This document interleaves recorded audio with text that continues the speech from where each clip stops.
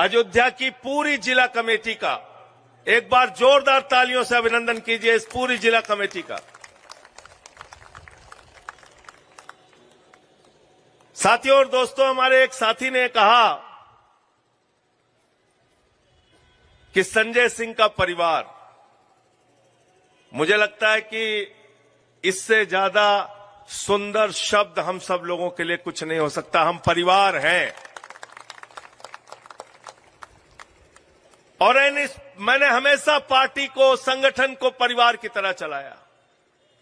हमारे बीच में प्रदेश के उपाध्यक्ष बिहार के बीपी सिंह जी, अंकुश भाई बाल्यान जी, अरविंद बाल्यान जी, विवेक यादव बैठे पिछली यात्रा में पूरे तरह हमारे साथ थे। एक राम भाई पूरे टाइम साथ में थे। विजय उपाध्याय जी, अभिषेक जी और हमारे साथी पांडे जी, सुनील जी, बी सिंह जी, सभी हमारे जिलाध्यक्ष साथी, सुरेश जी सुल्तानपुर के जिलाध्यक्ष, सबका मैं अभिनंदन करता हूं। आज मैं ज्यादा नहीं बोलूंगा। मुझसे लोग कहते हैं कि संजय सिंह जी आप बहुत अच्छा बोलते हैं, बहुत बड़े वक्ता हैं, तो आपको कभी बोलने में परेशानी होती है? तो मैं कहता हूं कि मुझे एक समय में परेशानी होती है जब रघु जी मंच पे होते हैं। हरदयाल जी हमारे ललितपुर के जिलाध्यक्ष, पल्लवी, साथियों, सुबह से कई बार हम लोगों से पूछा गया, अयोध्या से यात्रा क्यों शुरू कर रहे हैं आप? अयोध्या से क्यों यात्रा शुरू कर रहे हैं? मैं कई बार जवाब दे चुका, आपको भी कहना चाहता हूं, अगर हम राम राज्य के सपने को सच करना चाहते हैं तो राम राज्य का मतलब है समान दृष्टि से सबके साथ न्याय। क्या उत्तर प्रदेश में समान दृष्टि के साथ न्याय हो रहा है? नहीं। मोदी योगी की डबल इंजन की सरकार में कभी बुलंदशहर के अंदर सीआरपीएफ के जवान को घोड़ी पे नहीं चढ़ने दिया जाता क्योंकि वो दलित समाज से है। कभी काकोरी में पासी समाज के बुजुर्ग को पेशाब चटवाई जाती है। कभी मैनपुरी एटा में कथावाचक का सिर मुड़वा दिया जाता है, पेशाब पिलाई जाती है। क्या यह राम राज्य है? प्रभु श्री राम का नाम लेकर दलितों और पिछड़ों और मुसलमानों के साथ हम उत्तर प्रदेश के लिए अंदर अन्याय नहीं होने देंगे, इसलिए हमने अयोध्या से यात्रा शुरू की है। संजय भैया संघर्ष करो, संजय भैया संघर्ष करो, आपके साथ हैं। कपिल वाजपेयी जी हमारे साथी आगरा से आए हैं। मैं जिसको जिसको देख, फौजी भाई है दिल्ली से, तो आप मुझे बताओ, जिस राम ने सबरी के जूठे बेर खाए, जिनको मर्यादा पुरुषोत्तम भगवान श्री राम कहा गया, भगवान श्री राम जिन्होंने पुत्र की मर्यादा का पालन किया और कहा अगर पिता ने वचन दिया है तो उस वचन को पूरा करने के लिए 14 वर्ष का वनवास मंजूर है, सत्ता मंजूर नहीं है, राजपाट मंजूर नहीं है। जिन्होंने मित्र की मर्यादा का पालन किया और विभीषण का राजाभिषेक किया, और इसके साथ साथ पुत्र का, मित्र का, साथ ही साथ शत्रु की मर्यादा का भी पालन किया और कहा अगर तुम रावण को मुखाग्नि नहीं दोगे विभीषण, तो मैं इनको मुखाग्नि दूंगा। ये थे राम। रामचरितमानस की चौपाई क्या कहती है? सब नर करें ही परस्पर प्रीति, सारे लोग आपस में प्यार से रहें। ये रामचरितमानस की चौपाई है। हिंदू धर्म क्या कहता है? हिंदू धर्म कहता है वसुधैव कुटुंबकम, पूरा विश्व हमारा परिवार है। हम अपनी पूजा समाप्त करते हैं, प्रभु से प्रार्थना करते हैं, धर्म की जय हो, अधर्म का नाश हो, प्राणियों में सद्भावना हो, विश्व का कल्याण हो। अरे हम उस हिंदू धर्म को मानते हैं जो विश्व के कल्याण की कल्पना करता है। मोदी कहते हैं प्राणियों में दुर्भावना हो, योगी कहते हैं प्राणियों में दुर्भावना हो, अमित शाह कहते हैं प्राणियों में दुर्भावना हो। हम ऐसे हिंदू धर्म के नाम पर दुर्भावना फैलाने वाले लोगों का विरोध करने के लिए ये यात्रा निकाले हैं। ये मैं आपको कहना चाहता हूं। आज मुझसे पत्रकार पूछ रहे थे, कह रहे थे एक बाबा जी ने हिंदू राष्ट्र के लिए पदयात्रा निकाली है, इस पर आपका क्या कहना है संजय सिंह जी? तो मैंने कहा ये हिंदुस्तान है, ये हिंदुस्तान किसी बाबा के नारे से नहीं चलेगा, बाबा साहब के संविधान से चलेगा। बाबा साहब अमर रहे, बाबा साहब अमर रहे, अमर रहे, अमर रहे। और ये सवाल देशद्रोह का सवाल है, ये सवाल भारत के संविधान के खिलाफ सवाल है। यह सवाल किसी मीडिया चैनल और किसी पत्रकार को भी नहीं पूछना चाहिए, क्योंकि देश के प्रधानमंत्री ने भारत के संविधान पर शपथ ली है, देश के गृह मंत्री ने भारत के संविधान पर शपथ ली है, संसद में बैठने वाले सारे सांसदों ने भारत के संविधान पर शपथ ली है, योगी आदित्यनाथ ने भारत के संविधान पर शपथ ली है। और उस संविधान में जो बाबा साहब ने लिखा है उसमें लिखा है भारत एक धर्मनिरपेक्ष राष्ट्र है, इसलिए हम उसकी बात करेंगे और किसी की बात नहीं करेंगे। गलत तो नहीं कह रहा हूं? गलत तो नहीं कह रहा हूं? अगर संविधान में लिखा है भारत एक धर्मनिरपेक्ष राष्ट्र है, तो मोदी उसी संविधान पे हाथ रख के शपथ लिए हैं ना? क्यों राजेश जी, कानपुर के हमारे जो नेता है, लिया नहीं लिया है? आशुतोष सेंगर जी हमारे साथी हैं, उन्होंने भी बड़ी मेहनत की, सुफियान भाई हमारे हैं। साथियों, अगर उस संविधान में लिखा है कि भारत एक धर्मनिरपेक्ष राष्ट्र है, तो किसी भी बाबा को कोई दूसरी बात कहने की इजाजत नहीं है, कोई दूसरी बात करने की इजाजत नहीं है। ये देश किसी बाबा के नारे पर नहीं चलेगा, बाबा साहब के संविधान से चलेगा। गलत तो नहीं कह रहा भाई? मंजूर है सबको ये बात? हाथ उठा के बताइए, मंजूर है ना? संजय सिंह संघर्ष करो, हम आपके साथ हैं, संजय सिंह संघर्ष करो, हम आपके साथ हैं। और हम तो कह रहे हैं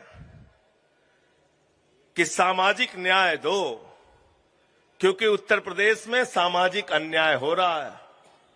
और याद रखना, गलती से अगर हिंदू राष्ट्र बन गया तो क्या कहेंगे? कहेंगे तालाब में पानी, तालाब में पानी। अगर सड़क पे निकलना है तो गले के अंदर हांडी बांध के निकलना पड़ेगा और पीछे झाड़ू बांध के निकलना पड़ेगा। अगर हिंदू राष्ट्र की बात करोगे तो याद कर लेना, ये जो समाज में भेदभाव फैलाने वाले लोग हैं, इन्होंने अभी तो जब इस देश का संविधान चल रहा है तब ये पासी समाज के एक बुजुर्ग को, 80 साल के बुजुर्ग को मंदिर में पेशाब चटवा रहे हैं। अगर गलती से इनके कल्पना का राज्य बन गया तब तो किसी का निकलना भी मुश्किल हो जाएगा। इसलिए हमको धर्मनिरपेक्ष राष्ट्र चाहिए। हमको हिंदू, मुस्लिम, सिख, ईसाई, किसी जाति, किसी धर्म के नाम पे राष्ट्र नहीं चाहिए। मंजूर है सबको? मंजूर है? तो हम संविधान के लिए लड़ेंगे। दूसरी बात रोजगार की है। आज उत्तर प्रदेश में बेरोजगारी की हालत क्या है? कोई भी परीक्षा होती है, पेपर लीक हो जाता है। लेखपाल की परीक्षा पेपर लीक, क्लर्क की परीक्षा पेपर लीक, सिपाही की परीक्षा पेपर लीक, दरोगा की परीक्षा पेपर लीक, पीसीएसजे की परीक्षा पेपर लीक। अरे ये पेपर लीक वाला प्रदेश बना दिया है योगी मोदी की डबल इंजन की सरकार ने। इसलिए जब नौजवान सड़कों पर उतरता है उसको लाठियों से पीटा जाता है। रोजगार मांगने में शिक्षा अनुदेशक बेरोजगार, आशा बहुएं बेरोजगार, शिक्षा में बेरोजगार। बेरोजगार ही है जब उनको उनके मुताबिक वेतन नहीं दिया जा रहा। बेरोजगार ही है, उनकी बात नहीं सुनी जा रही, उनको लाठियों से पीटा जा रहा है। मोदी जी से कहिए तो वो कहते हैं उत्तर प्रदेश के नौजवानों चिंता मत करना, तुम्हारे लिए नौकरी मैं लेके आया हूं। नौजवानों ने पूछा क्या नौकरी लाए हैं मोदी जी? बोले बेटा गोबर से रोजगार दे देंगे तुमको। बोला था नहीं बोला था भाई? गलत तो नहीं बोल रहा हूं मुन्ना भाई? बोला था ना? क्या बोला था? गोबर से रोजगार दे देंगे। अभी बिहार में गए, बोले बिहार के नौजवानों चिंता मत करना, 8-8 घंटे बेटा रील बनाते रहो, रील से रोजगार ले लो। हमारा नौजवान रील से रोजगार पाएगा, गोबर से रोजगार पाएगा। और अमित शाह का बेटा जिसको बल्ला पकड़ना नहीं आता वो आईसीसी का चेयरमैन बनके और पाकिस्तान से क्रिकेट कराएगा, हजारों करोड़ की कमाई करेगा। ये दोहरी व्यवस्था हम नहीं चाहते हैं। हम चाहते हैं उत्तर प्रदेश के नौजवानों को रोजगार दिया जाए। तो दूसरी लड़ाई हमारी इस बात को लेके है। रोजगार चाहिए कि नहीं चाहिए भाई? कृषि क्षेत्र में बेरोजगारी, सूक्ष्म लघु कुटीर उद्योग, बुनकर समाज, वहां पे बेरोजगारी। अब बातें बड़ी बड़ी करेंगे। हम कह रहे हैं नौकरी चाहिए, कह रहे हैं वंदे मातरम गाइए। हम कह रहे हैं भैया लाइट गई, 8-8 घंटे लाइट नहीं आती, मच्छर काटते बच्चों को, तो कहते वंदे मातरम गाइए। तो हमने कहा अरे सरकारी स्कूल तो बाबा जी आपने बंद कर दिया, वंदे मातरम कहां गाए? तो कहते हैं बेटा नमक रोटी खा लो बच्चे मिड डे मील में। कह रहे वंदे मातरम गाइए। अब ये नकली बातें नहीं चाहिए। बैठ जाइए सब लोग, थोड़ी देर बैठ जाओ, बैठ जाओ सब लोग, बैठ जाओ, बैठ जाओ, बैठ जाइए, बैठ जाइए सब लोग, बैठ जाइए। ये हमारे लखनऊ के साथी एरम रिजवी जी जिला अध्यक्ष जी के साथ आए हैं। सब लोग बैठ जाइए, आप लोग बैठ जाइए। अब अपनी बात में कह लूं, बस बैठ जाइए। जब आप कहिए नौकरी चाहिए तो कहते वंदे मातरम गाओ। जब आप कहिए किसान को फसल का दाम चाहिए तो कहते भारत माता की जय, जय श्री राम। अब इन नारों के पीछे हम तुमको छुपने नहीं देंगे। अब साथ साथ नारा लगेगा। तुम भारत माता की जय कहोगे, हम भी भारत माता की जय कहेंगे और तुमसे सवाल पूछेंगे कि भारत माता की रक्षा करने के लिए जो सेना के हमारे जवान थे, उस सेना को तुमने 4 साल के ठेके पर क्यों रखा? इसका जवाब दो। अग्निवीर योजना कब बंद करोगे? गलत तो नहीं कह रहा हूं? और साथ में भारत माता की जय लगाएंगे हम भी। तुम भारत माता की जय लगाओगे तो हम आपसे सवाल पूछेंगे, तुमने रेल, तुमने सेल, तुमने कोयला, तुमने गैस, तुमने बिजली, तुमने पानी, तुमने सीपोर्ट, तुमने एयरपोर्ट, तुमने आकाश से लेकर पाताल तक अपने दोस्त अडानी को क्यों बेचा? तुम भारत की संपत्तियां बेच रहे हो, भारत माता की संपत्तियां बेच रहे हो, इन लुटेरों के हाथों में बेच रहे हो। ये लूट हम होने नहीं देंगे। भारत माता की जय तुमको नकली तरीके से लगाने। संजय भैया जिंदाबाद, संजय भैया संघर्ष करो। आपके साथ है। तुम भारत माता की जय लगाओगे, हम भी तुम्हारे साथ भारत माता की जय लगाएंगे। लेकिन तुमसे सवाल पूछेंगे कि तुमने 10,000 करोड़ रुपए विजय माल्या से डकैती क्यों कराई, हमारे पैसे की। 20,000 करोड़ रुपए बैंकों का क्यों लुटवाया, 3,000 करोड़ रुपए ललित मोदी से हमारा क्यों लुटवाया। इन सवालों का जवाब दो। अरे बेईमानो, भारत माता को लूटते हो और भारत माता की जय लगाते हो। हम सच्चे हिंदुस्तानी हैं, हम भारत माता की जय लगाते हैं और तुम्हारी लूटखोरी के खिलाफ लड़ते हैं। ये फर्क है। अब वंदे मातरम हम बाबा जी से कह रहे हैं, हम 100 लड़के तैयार कर लेंगे।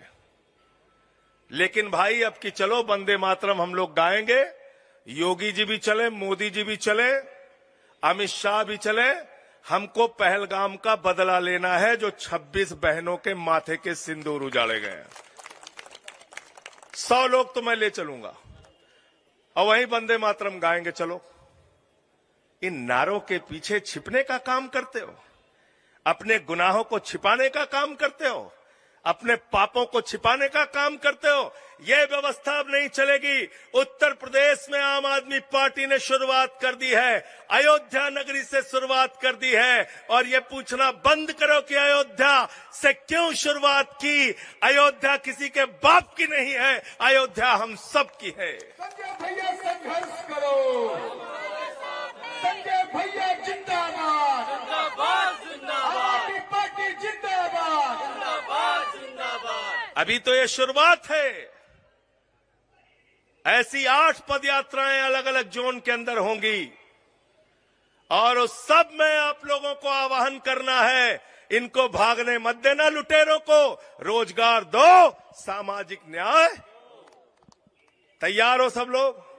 हाथ उठा के बताइए पीछे तक। तैयार है ना? तैयार हैं?